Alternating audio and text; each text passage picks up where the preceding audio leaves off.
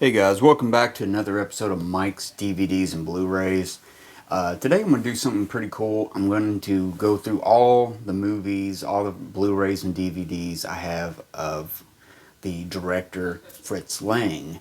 And Fritz Lang has a pretty big body of work if you think about it. I'm going to try to do this video in parts, because I have so many videos by him, so I'm going to try to do this in parts, and this is going to be part one. Part one, I'm pretty much going to cover the silent movies of his silent career in Germany. He started out in the teens, and he did a movie. The first movie I have, and really the only movie I have of his during the teens, is this first movie I'm going to show you. This is called Spiders, or The Spiders, and this was done as a serial of sorts, kind of a shown in parts. It's sort of what adventure movies are kind of based on now. These were some of the prototypes of the adventure action movie back in the day. This was originally made in 1919, so this movie is 101 years old, which is so really odd. It's so crazy to say that this movie is 100 years old. But yeah, this is a Kino release of the Spiders. This is the Blu-ray. Sorry, I'm trying to hold it here. It's got some... Kino did some cool stuff here. This was restored through the Murnau Foundation, which have really done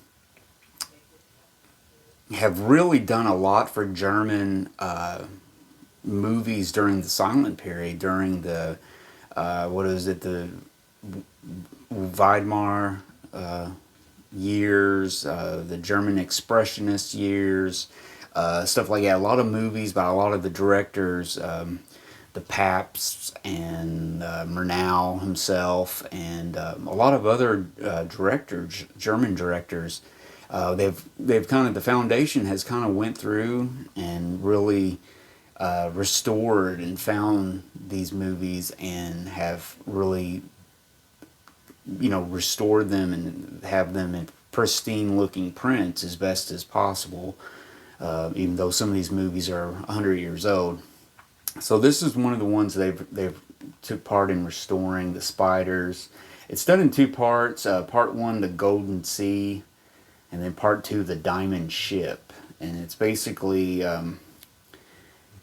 it's about a kind of a explorer type of guy, action guy. I don't want to go too much into it because it's pretty big. I mean, it's a two-part film.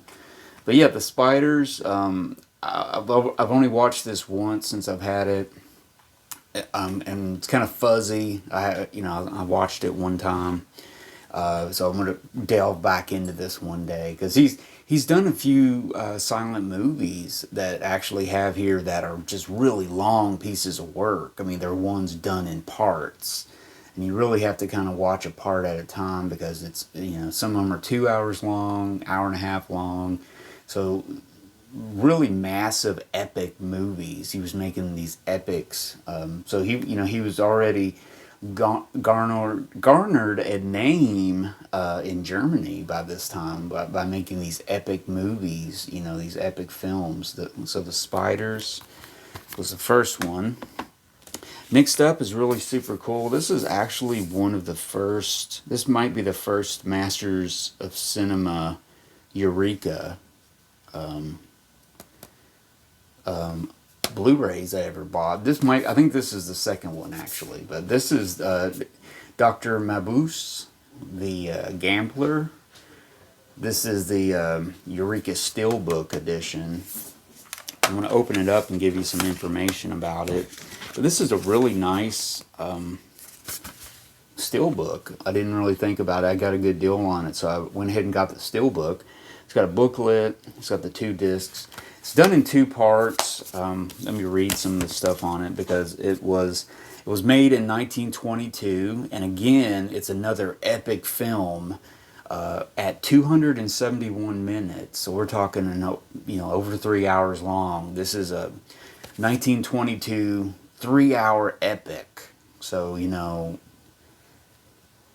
it's probably not one of the beginning places if you're getting into Fritz Lang. You might not want to delve right into the 3-hour epic. You might want to get some smaller movies, build yourself up to the big epic, because you may be turned off by the large running time. But it's such a cool thing. This is one of the first movies he will introduce a character that he will really come back to again and again, is the Dr. Mabuse character.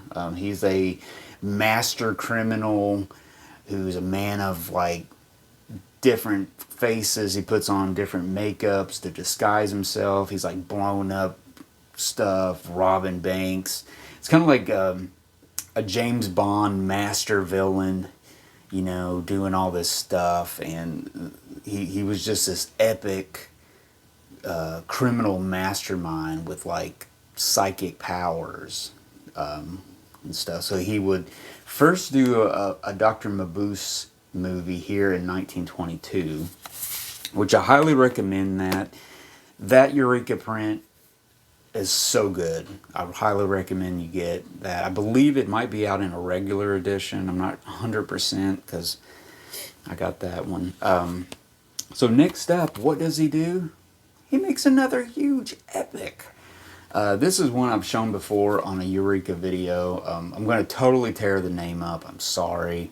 But this is the Nubiligen Luton, which is a two-part epic movie that is in two parts, kind of going into mythology, the days of, knights, German knights and queens and princesses and dragons and all kinds of mythology, and almost like Viking warriors, Norsemen and stuff like that. All this mythology and stuff to make these two movies, which are just phenomenal. And when you watch them, you just can't take your eyes off the screen because of the art direction and the costumes and the cutting and camera work and everything. It's breathtaking, really, but to imagine this was made in 1924, and it's also 282 minutes, so we're talking another 3-hour movie here.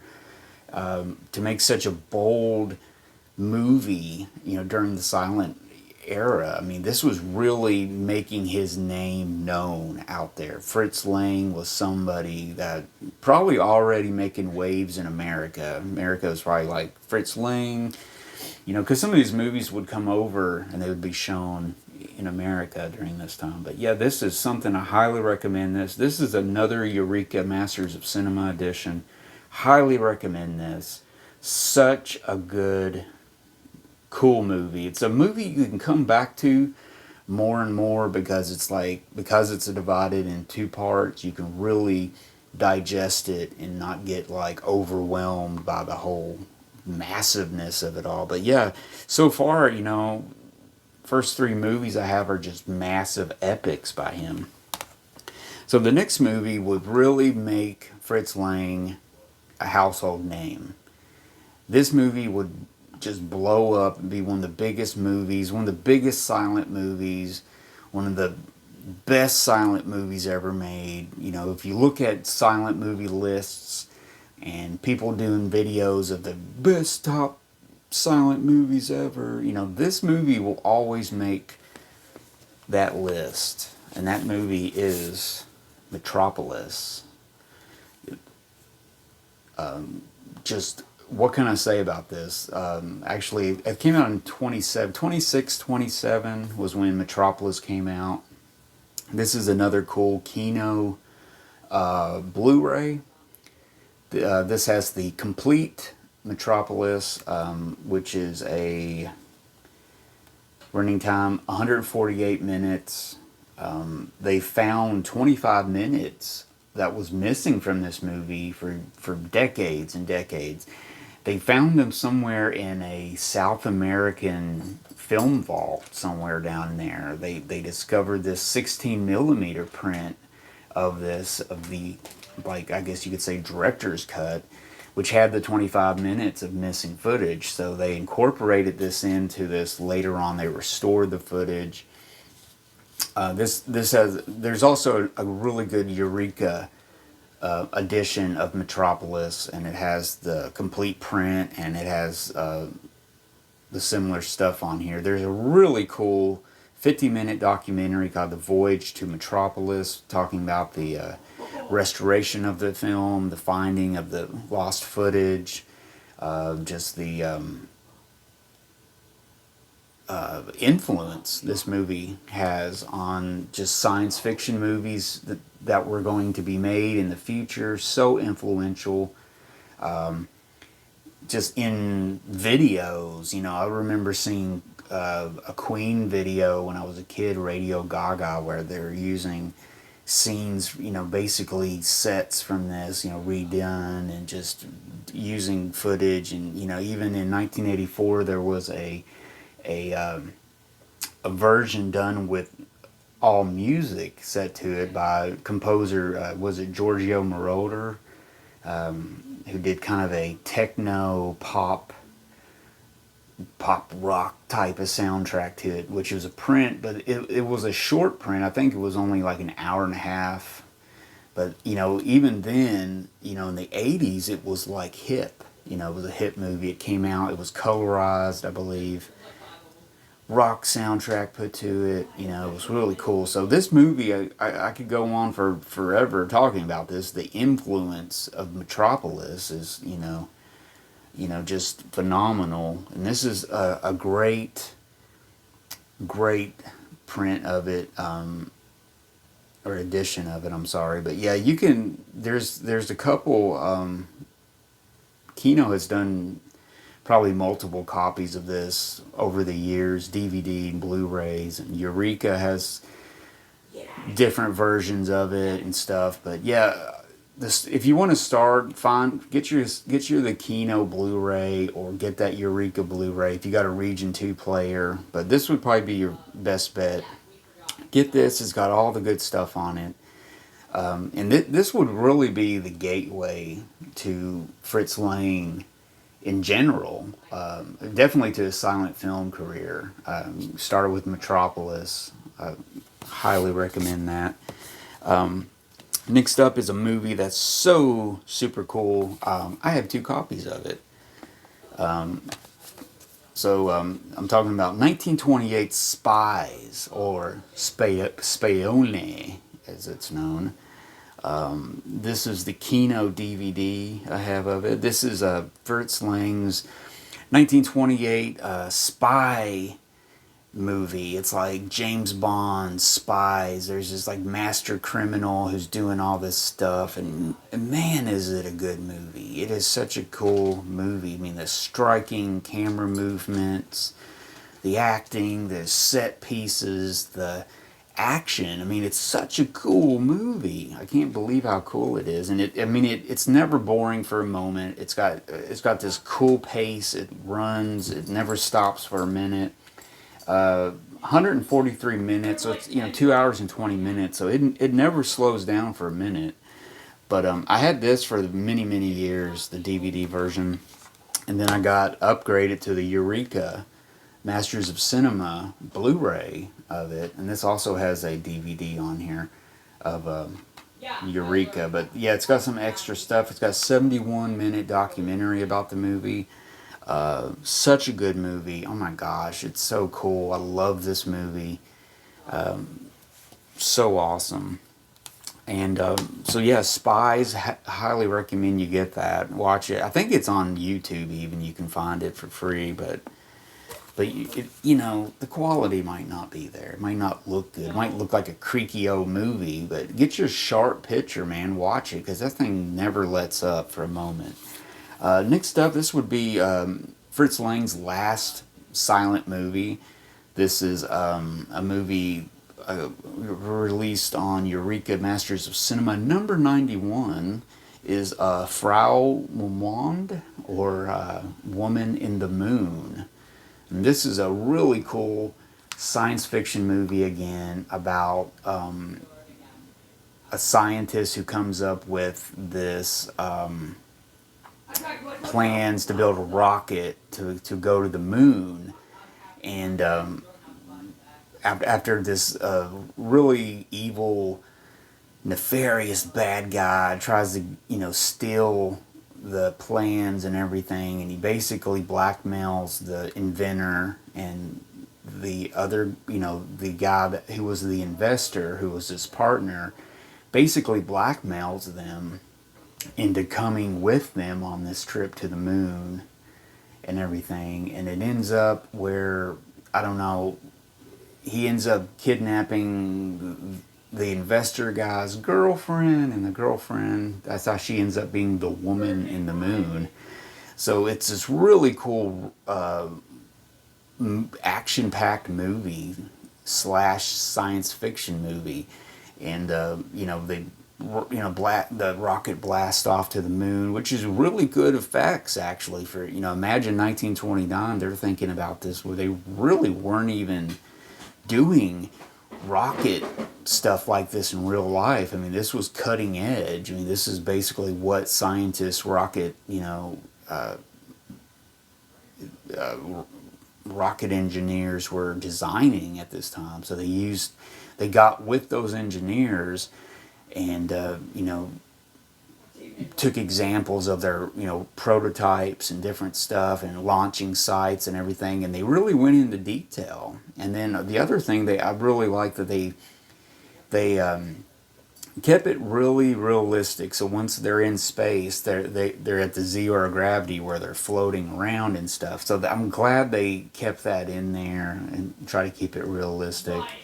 It's kind of cute. It's kind of funny. How it's not your typical space while they're in the ship and stuff, but they're floating around a little bit. It's pretty cool. But and then they land on the moon, and basically you can breathe on the moon apparently, and they discover some stuff. I'm not going to give it all away, but it's a really fascinating movie. I watched it all the way through probably about a month and a half ago, and man, it was so cool. And this is actually, I guess you could say this is a long movie too. I mean, it's 169 minutes. 2 hour, 2.5, 2:45, so really good. This has a 15-minute documentary on there. It's got a really, really nice 40-page booklet with it, which really goes into stuff though. But man, I was really surprised about this. I thought this would be a silly, effects, you see the earliest film footage of like people taking a rocket ship to the moon and they're crashing into an eyeball or cheese, and but this was really done realistically based on as much fact that they had at that time of space travel and what was possible at that time in 1929. So it was really, really interesting. I like the way he did that. So Woman in the Moon, I highly recommend you get that one. But yeah, those are the silent movies that I have of Fritz Lang right now. Now he's done of course there was more done to it. Next up, I'm going to get into his, or part 2 is going to be about his early talkies and his early Hollywood years. So, but that's it, guys. I mean, if you like this video, stay tuned for the next video, part 2. If you liked it, give me a thumbs up and subscribe to my channel. And I will see you guys later. And stay tuned for part 2.